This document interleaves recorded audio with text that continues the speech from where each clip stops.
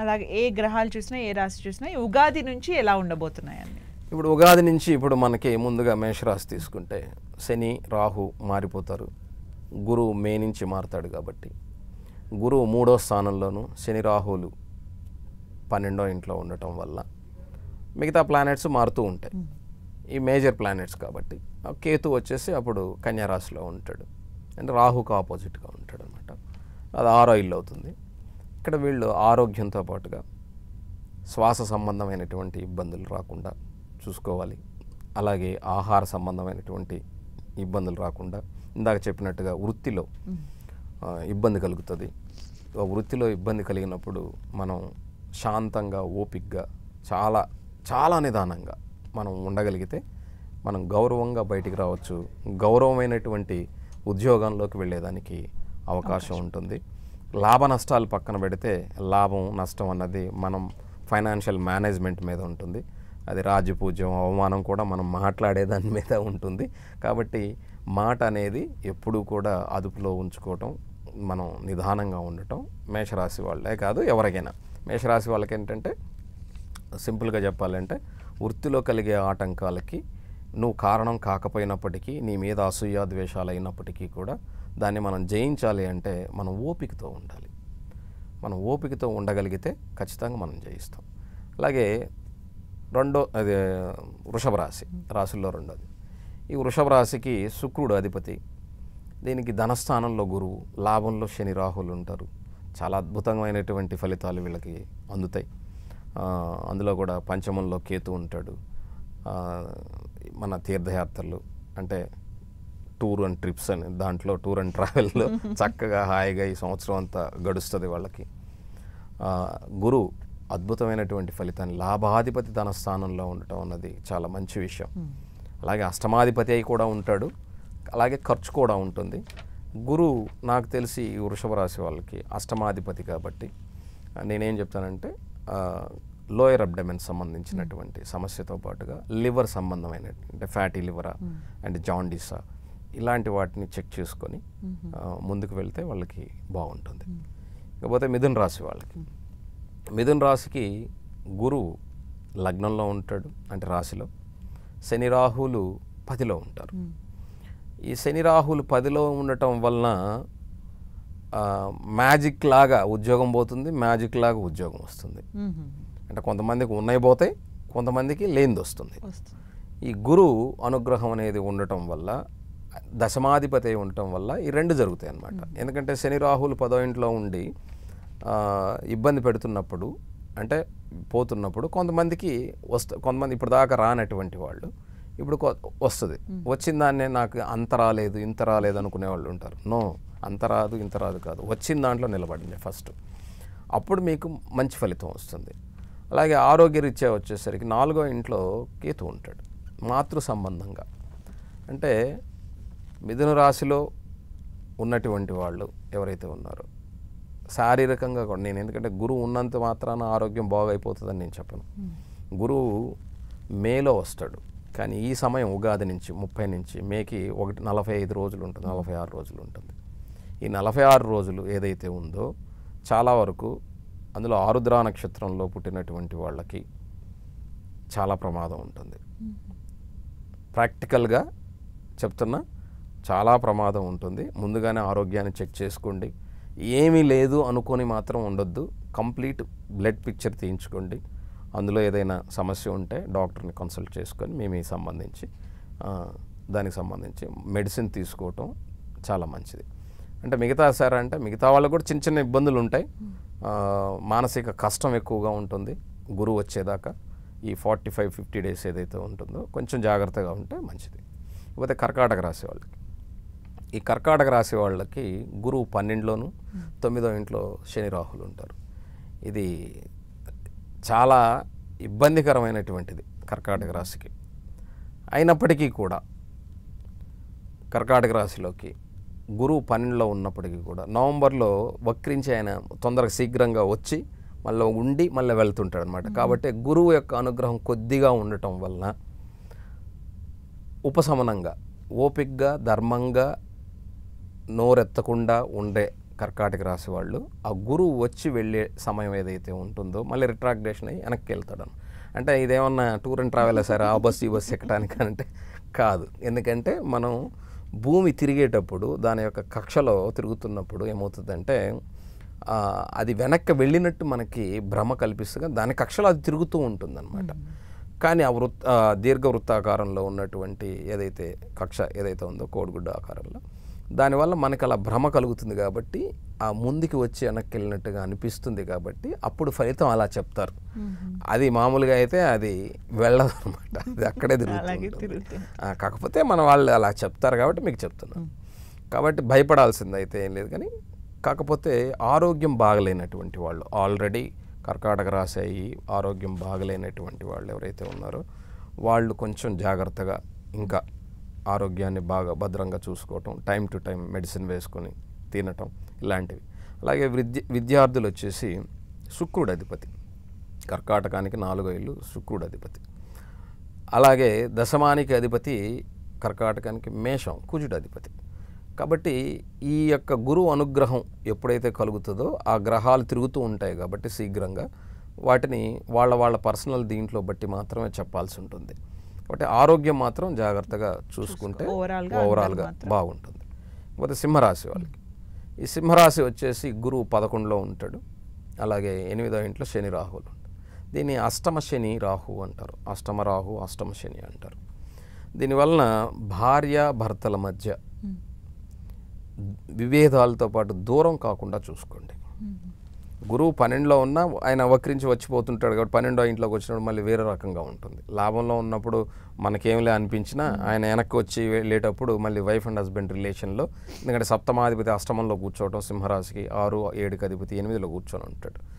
కాబట్టి wife and husband రిలేషన్ని చాలా జాగ్రత్తగా, చిన్న ఇబ్బందులు ఉంటే చాలా ప్రేమతో చెప్పుకోవటం, ఎంత చెప్పినా వినకపోయినా కూడా ఆ సమయానికి మౌనంగా ఉండటం, ఇలాంటివి చేస్తేనే వాళ్ళ యొక్క రిలేషన్ అనేది ముందుకెళ్తుంది. లేకపోతే చాలామందికి చాలా దూరం వెళ్ళేదానికి అవకాశం ఉంటుంది. ఇది చూసి నడుచుకోవటం మంచిది.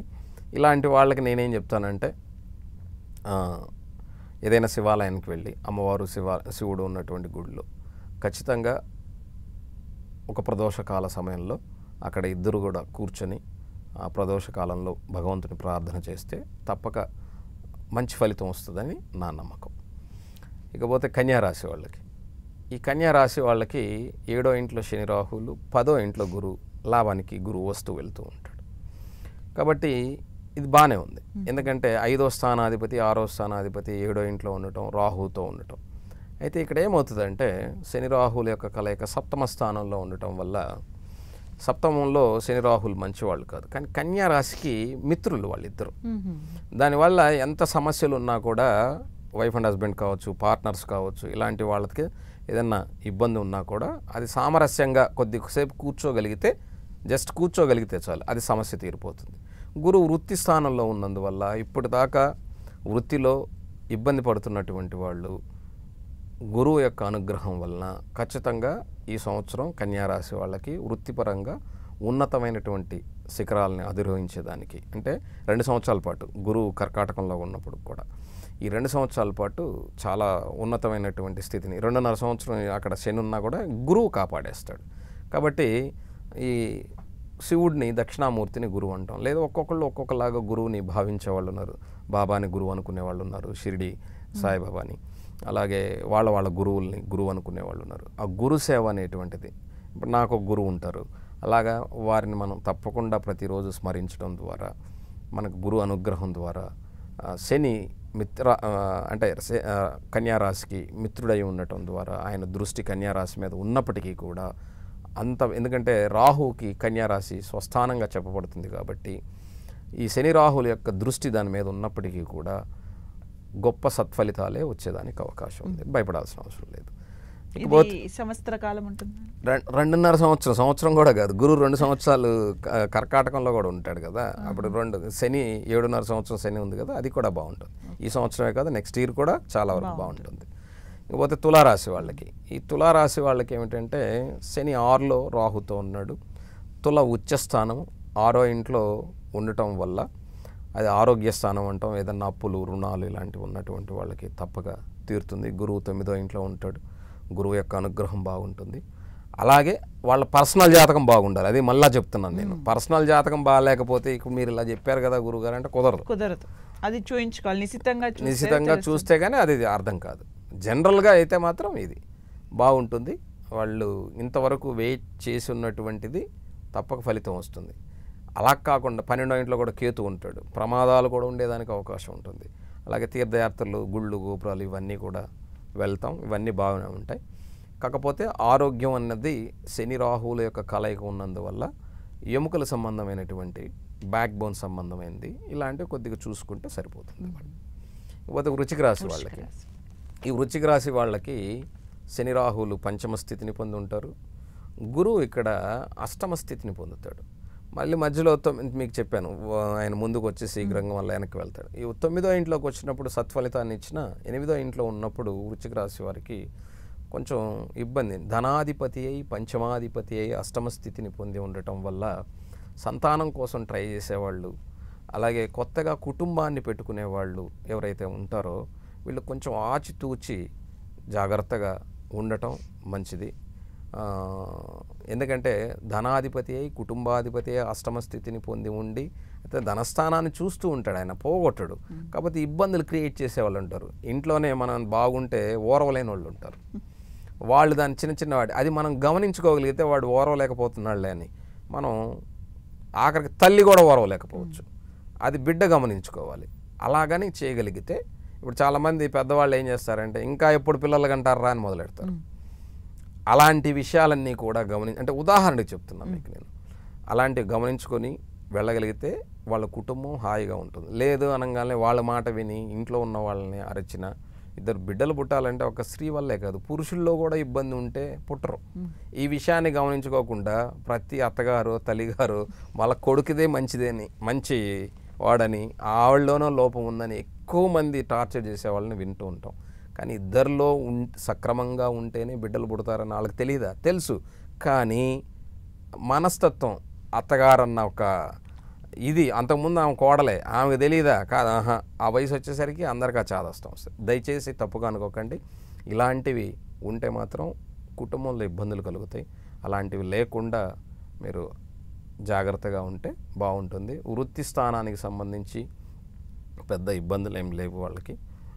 ఉన్న దాంట్లో హాయిగా ముందుకు వెళ్తే బాగుంటుంది. వాళ్ళు మారాలి అలా ఇలా అనుకుంటే పర్సనల్గా వాళ్ళ దాంట్లో ఉందా లేదో చూసుకొని వెళ్తే బాగుంటుంది. అదే ధనుర్రాశి. ఈ ధనుర్రాశి వాళ్ళకి గురువు 7వ ఇంట్లోనూ 8లోనూ ఉంటూ ఉంటాడు. ప్రస్తుతానికైతే 7లో వస్తారు ఫస్ట్. ఈ 7లో ఉన్నప్పుడు వివాహం కానటువంటి వాళ్ళు వివాహం చేసుకోవటానికి అవకాశం ఉంటుంది. అది ఉపయోగపడుతుంది. అలాగే విద్యాస్థానాధిపతి ఉన్నందువల్ల ధనుర్రాశి విద్యార్థులకి మంచి ఫలితం కలుగుతుంది. కానీ శని రాహువులు ఉన్నారు కదా విద్యాస్థానంలో అంటే ఏం పర్వాలేదు. ఉన్నప్పటికీ కూడా ధనుర్రాశిలో ఉన్నాడు. కాకపోతే కొంతమంది జన్మజాతకులు బాగాలేనటువంటి వాళ్ళకి కొంచెం చిన్నగా వాళ్ళు అనుకున్న మార్కులు రాకపోవచ్చుకేమో, కానీ బట్ దాన్ని గట్టెక్కి ముందుకు వెళ్ళేదానికి మంచి అవకాశం ఉంటుంది. కాబట్టి దాని గురించి ఏం భయపడాల్సిన అవసరం అయితే ఏం లేదు. దశమస్థానం కన్యారాశి కాబట్టి అది ఉద్యోగానికి సంబంధించినటువంటి వాళ్ళు ఏదైతే ఇంతకాలంగా వాళ్ళు ఎదురు చూస్తుందో వస్తుందని నేను చెప్పను, కానీ ప్రయత్నం చేయొచ్చు. అందులో ఎటువంటి ఇబ్బంది లేదు. పోతే మకర రాశికి 7.5 సంవత్సరం శని వెళ్ళిపోయింది. మకర రాశికి 3వ ఇంట్లో శని రాహువులు ఉంటారు. 3వ ఇంట్లో పరాక్రమంలో శని రాహువులు ఉండటం వల్ల వీళ్ళు విజృంభిస్తారనమాట. ఇప్పటిదాకా అమ్మయ్య అనుకున్న వాళ్ళు ఇంకా మనల్ని ఎవరు ఏమీ లేరు మనల్ని చేసేవాళ్ళు అనుకునే వాళ్ళు ఉంటారు. అలా అనుకోవద్దు దయచేసి. ఎందుకంటే ప్రతి కర్మ మనం చేసేది ఏదైతే ఉందో ఆ పని మనల్ని తర్వాత కాలంలో దశాంతర దశలు మారినప్పుడు తప్పకుండా ఇబ్బంది పెడతాయి. కాబట్టి గురువు 6వ ఇంట్లో ఉంటాడు. గురువు 6వ ఇంట్లో ఉన్నప్పుడు బంగారం విషయంలోనూ ఆరోగ్య విషయంలో అందులో లివర్ సంబంధించి ఫ్యాట్ కొలెస్ట్రాల్ అంటాం కదా, ఇట్లాంటి విషయాల్లో డాక్టర్ దగ్గర ముందు టెస్ట్ చేయించుకొని ఎలాంటి ఇబ్బంది ఉందో చూసుకొని దానికి తగ్గ మెడిసిన్ తీసుకుంటే వాళ్ళకి బాగుంటుంది. ఇకపోతే కుంభరాశిని వదిలేసి ధనస్థానానికి వెళ్తున్నాడు. రాశిని వదిలేసి వెళ్ళటం వలన అంటే జన్మలో ఇప్పుడు దాకా ఆరోగ్యరీత్యా కొంచెం నలతగా ఉన్నటువంటి వాళ్ళు కొంచెం రికవర్ అయ్యేదానికి అవకాశం ఉంటుంది. కానీ కుటుంబ స్థానానికి వెళ్ళటం వల్ల కుటుంబంలో మాట్లాడితే యుద్ధం వస్తుంది. మాట్లాడటం తగ్గించుకోవాలి. ధనాన్ని ఖర్చు పెట్టడం తగ్గించుకోవాలి. గురువు యొక్క దృష్టి ఉంటుంది కాబట్టి మే తర్వాత కుంభరాశి మీద అప్పుడు దాకా జాగ్రత్తగా ఉండాలి. అప్పటి వరకు జాగ్రత్తగా ఉన్నట్లయితే గురువు అనుగ్రహం కలిగి బాగుంటారు. తర్వాత మీనరాశి. మీనరాశిలోనే శని రాహులు ఉన్నారు. అందులో ఈ ఉత్తరాభాద్ర నక్షత్రం వాళ్ళు ఎవరైతే ఉన్నారో మీనరాశి వాళ్ళు కొంచెం శారీరకంగా కష్టపడేదానికి, ఆరోగ్యరీత్యా ఇబ్బంది పడేదానికి ఖచ్చితంగా అవకాశం ఉంటుంది. అలాగే చిన్న చిన్న యాక్సిడెంటల్స్ ఇలాంటివి అయ్యేదానికి అవకాశం ఉంటుంది. గురువు 3వ ఇంటి నుంచి 4వ ఇంట్లోకి వెళ్ళినా కూడా ఇవి తప్పవు, ఇబ్బంది కలుగుతుంది.